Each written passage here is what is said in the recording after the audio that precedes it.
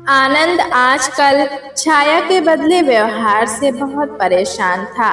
छाया आजकल उससे दूरी बना रही थी, जो आनंद के लिए असहाय हो रहा था। दोनों की प्रगाढ़ता के बारे में स्कूल के सभी लोगों को भी मालूम था। वे दोनों 5 वर्षों से साथ थे। छाया और आनंद एक ही स्कूल में शिक्षक के रूप में कार्यरत थे। वहीं जान पहचान हुई और दोनों ने एक दूसरे को अपना जीवन साथी बनाने का फैसला कर लिया था। दोनों की प्रेम कहानी को छाया के पिता का आशीर्वाद मिल चुका था। वे दोनों शादी के बंधन में बंधने वाले थे कि छाया के पिता को कैंसर जैसी भयंकर बीमारी से मृत्यु हो गई थी। विवाह 1 वर्ष के लिए टल गया था। छाया की छोटी बहन ज्योति थी, जो पिता की बीमारी के कारण बीए की परीक्षा नहीं दे पाई थी। छाया उसे आगे पढ़ाना चाहती थी। छाया के कहने पर आनंद उसे पढ़ाने उसके घर जाया करता था। आजकल वो ज्योति के व्यवहार में बदलाव देख रहा था। उसे महसूस होने लगा था कि ज्योति उसकी तरफ आकर्षित हो रही है। उसने जब से ये बात छाया को बताई, तब से छाया उससे ही दूरी बनाने लगी। अब वो न पहले की तरह आनंद से मिलती जुलती है और न बात करती है। आनंद को समझ नहीं आ रहा था, आखिर छाया ने अचानक उससे बातचीत क्यों बंद कर दी। कहीं वो ज्योति की प्यार वाली बात में उसकी गलती तो नहीं मान रही।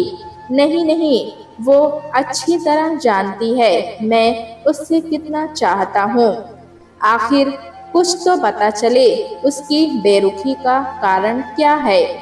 आज 3 दिन हो गए, एक स्कूल में रहकर भी हम ना मिल पाए, ना उसने मेरी एक भी कॉल का जवाब दिया।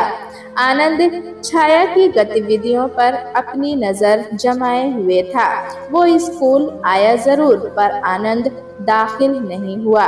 बस छाया को स्कूल में दाखिल होते देखता रहा। छुट्टी के समय छाया जैसे ही गेट से बाहर निकलने वाली थी, आनंद ने अपनी बाइक उसके सामने खड़ी कर दी और बोला, पीछे बैठो, मैं कोई तमाशा नहीं चाहता।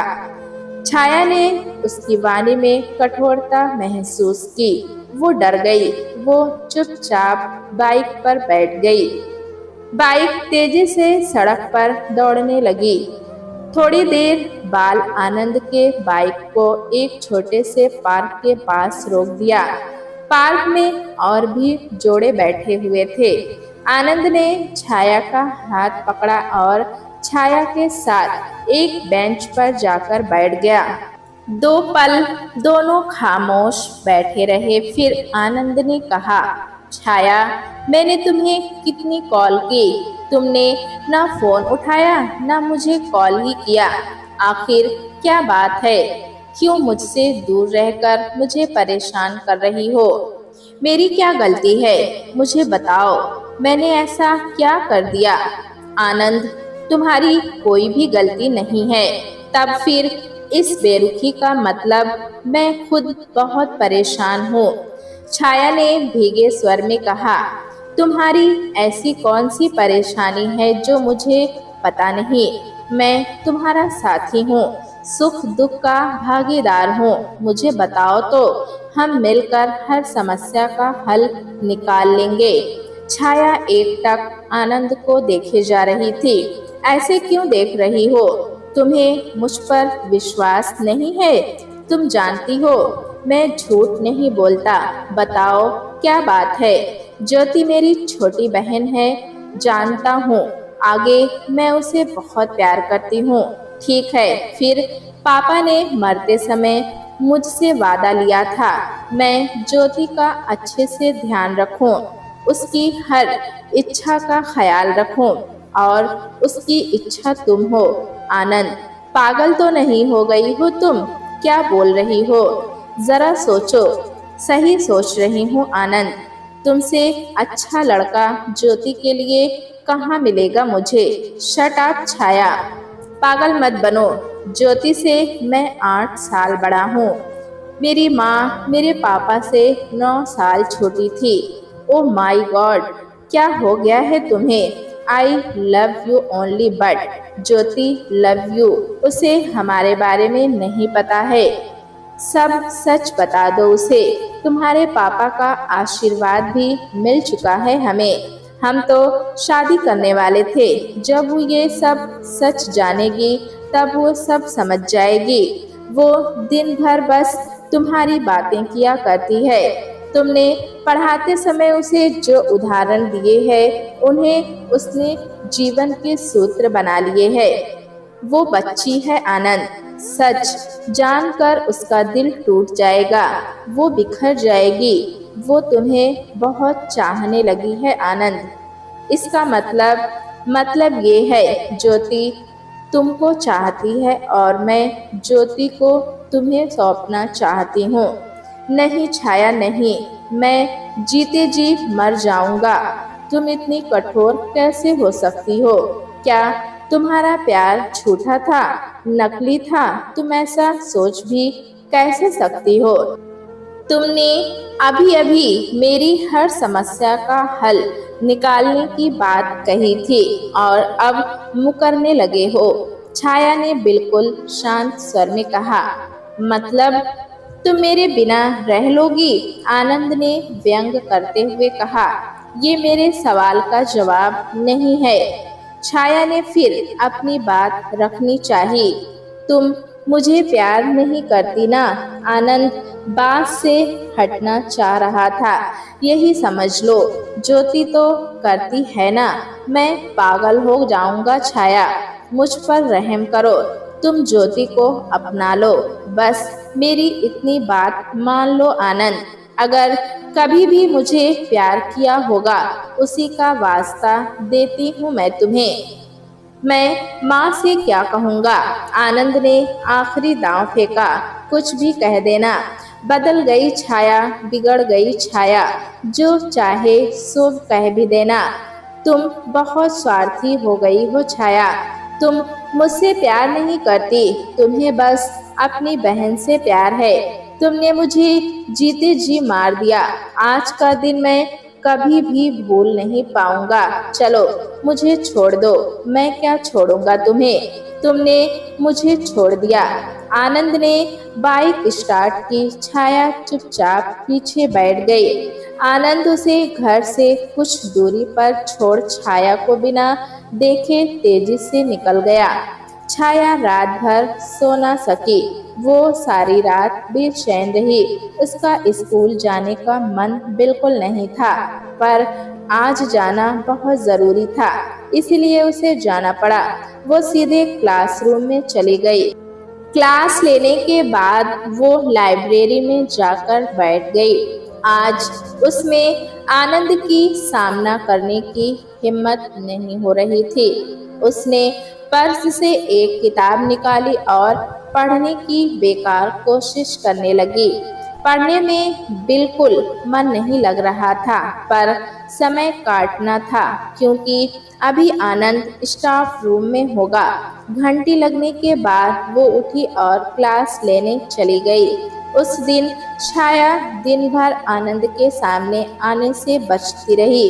अब छाया ने सोच लिया, बस पापा के साल होने में मात्र 3 महीने हैं। उसे अब ज्योति की विवाह की तैयारी शुरू कर देनी चाहिए। उसे आनंद पर विश्वास था।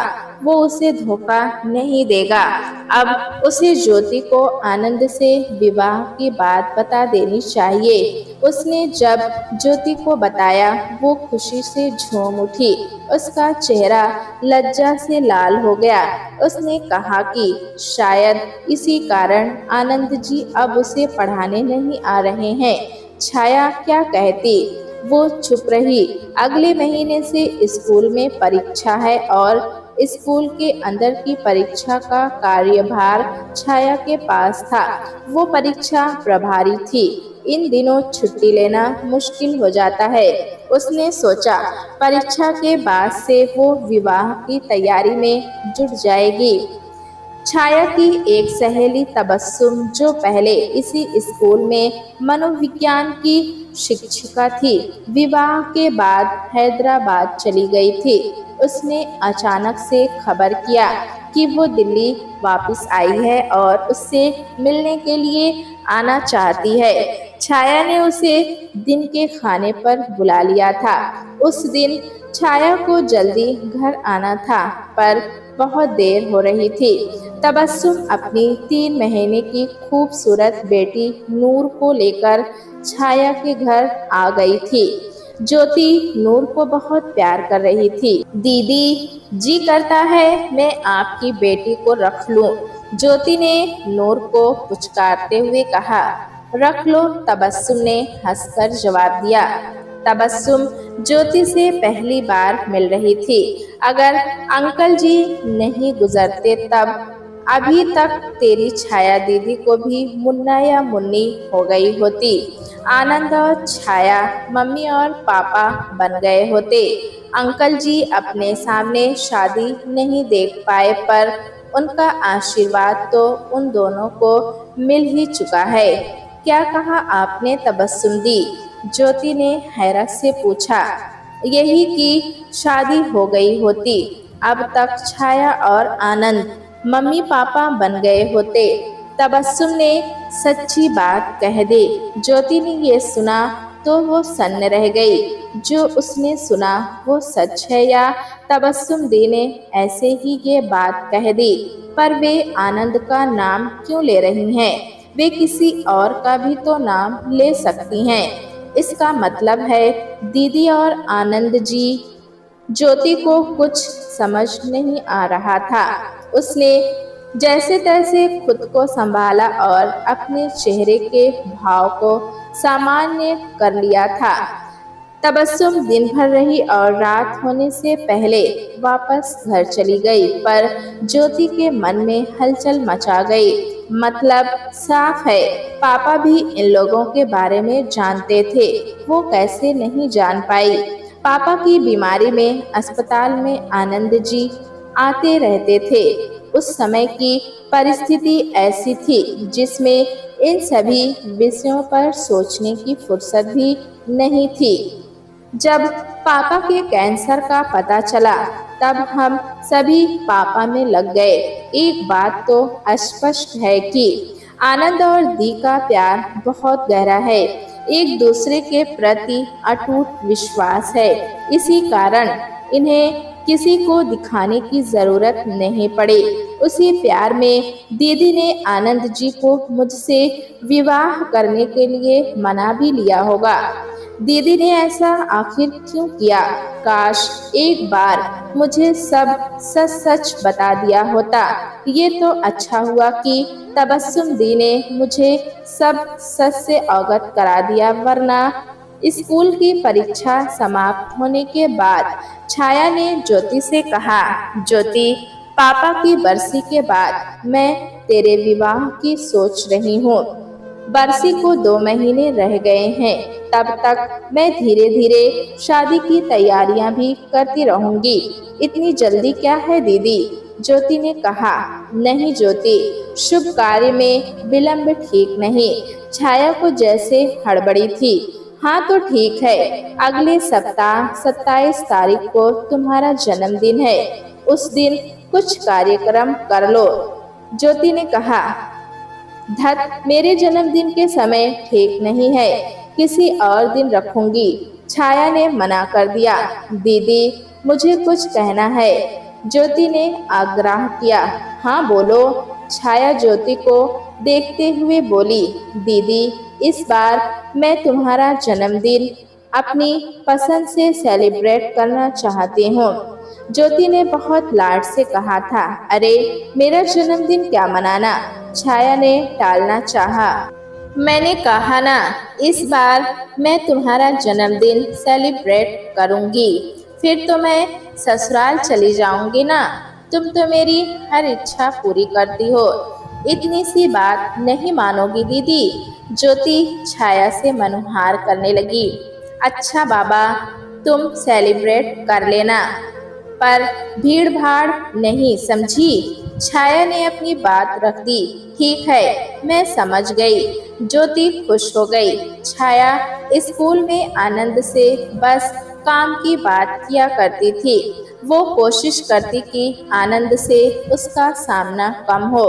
उसने आनंद को छोड़ने का फैसला तो कर लिया, पर जैसे जैसे दिन बीत रहे थे उसका मन बोझिल होता जा रहा था। अपने जन्मदिन के दिन उसका मन खिन्न हुआ, क्योंकि हर जन्मदिन पर सबसे पहले आनंद का ही फोन आता था। इस रास्ते को तो वो खुद ही बंद कर आई है। छाया का मन बेचैन था। इंतजार करता रहा, आनंद का फोन नहीं आया। छाया ने ज्योति से काम का बहाना बनाया और आनंद से मिलने के लिए स्कूल चली आई। स्कूल आकर पता चला आनंद ने 2 दिनों की छुट्टी ले रखी है। थोड़ी देर स्कूल में रुकने के बाद वो घर आ गई। ज्योति उसकी बेचैनी समझ रही थी, पर वो चुप थी। ज्योति ने पूरे घर को छाया की पसंद के फूलों से सजाया था।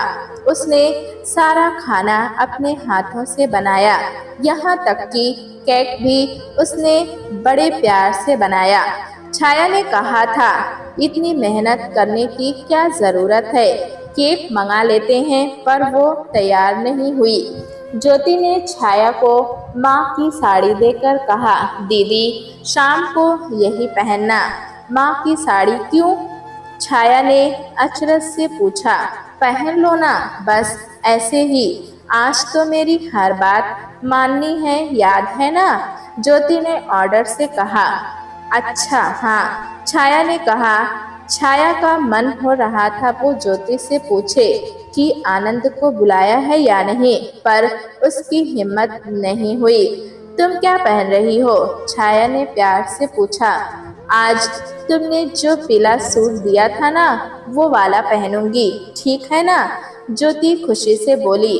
शाम को दोनों बहनें तैयार हो रही थी, तभी बाई ने बताया कि आनंद बाबू आए हुए हैं। छाया का दिल जोर से धड़कने लगा। उसे लगा वो गिर जाएगी। उसने अपने आप को संभाला। आ गए आप? मैंने तो आपको और पहले से आने को कहा था। आप इतनी देर में क्यों आए? ज्योति का आनंद से बेतकल्लुफ होकर बोलना। आनंद और छाया दोनों ने गौर किया। वो कुछ काम था, इसलिए देर हो गई। हैप्पी बर्थडे छाया। आनंद ने रजनीगंधा का एक खूबसूरत बुके देते हुए छाया से सकुचाते हुए कहा। छाया ने थैंक्स कह बुके को झट से अपने कलेजे से लगा लिया और अंदर कमरे में जाने लगी। दीदी कहाँ जा रही हो? केक नहीं काटोगी? ज्योति ने छाया का हाथ पकड़ा और उसे खींचती हुई आनंद के पास लाकर सोफे पर बिठा दिया और फिर बोली, मैं केक लेकर आ रही हूँ। छाया को बड़ी बेचैनी हो रही थी। आनंद से मिलना भी चाह रही थी। जब आनंद सामने आया तब घबराहट सी उसे होने लगी। तभी ज्योति केक लेकर आ गई। Happy birthday to you dear दीदी, happy birthday to you. Jyoti का उत्साह देखते बन रहा था। दोनों बहनों ने एक दूसरे को केक खिलाया, फिर आनंद को केक दिया। केक तो बहुत अच्छा है, आनंद ने कहा। ज्योति ने बनाया है, छाया ने बड़े गर्व से कहा। आज का सारा इंतजाम मेरी ज्योति ने ही किया है। ओह, और गिफ्ट क्या दिया? नहीं दी हूँ, अभी दूंगी, ज्योति ने तपाक से कहा। फिर ज्योति ने आनंद के दिए हुए रजनीगंधा के बुके से एक फूल की डंडी निकालकर छाया को देते हुए कहा, तो दियम वस्तु दीदी तुतमेव समर्पे, यानी तुम्हारी चीज तुम्हें ही सौंपती हूँ दीदी। क्या बोल रही है? छाया हड़बड़ा गई। सही बोल रही हूँ दीदी, तुम्हारी चीज मैं तुम्हें वापस लौटा रही हूँ। ज्योति ने आनंद की ओर अपना हाथ दिखाते हुए कहा, मुझे पता चल चुका है दीदी आप दोनों के बारे में। आप दोनों की तो शादी होने वाली थी, पर पापा के असमय मौत से टल गई। सब जानते हुए आपने कैसे मेरी शादी आनंद जी से तय कर दी। मैं नहीं जानती आपने आनंद जी को किस तरह मुझसे शादी के लिए मजबूर किया होगा, लेकिन ये सब करते आपने एक बार भी नहीं सोचा कि जिस दिन मुझे इस सच का पता चलेगा उस दिन मुझ पर क्या बीतेगी। ये सच जानकर मैं तो आत्महत्या ही कर लेती दीदी। ज्योति, ऐसा मत बोल। छाया ने उसकी बात काटते हुए तड़पकर उसके मुंह पर अपना हाथ रख दिया। मैंने बस तेरी खुशी चाही और कुछ भी नहीं। ऐसी खुशी किस काम की दीदी, जिसमें बाद में पछताना पड़े। आपको क्या लगा अगर आप सच बता देती तब मैं आपसे नफरत करने लगती, आपसे दूर हो जाती? नहीं दीदी, मैं आपसे कभी भी नफरत कर ही नहीं सकती हूँ, लेकिन आपने मुझे अपनी ही नजरों में गिरा दिया है। ये सब बोलकर ज्योति हांफने लगी। बस कर ज्योति, बस कर। मैंने इतनी गहरी बात कभी सोची ही नहीं। मैं बहुत बड़ी गलती करने जा रही थी। मुझे माफ कर दे ज्योति।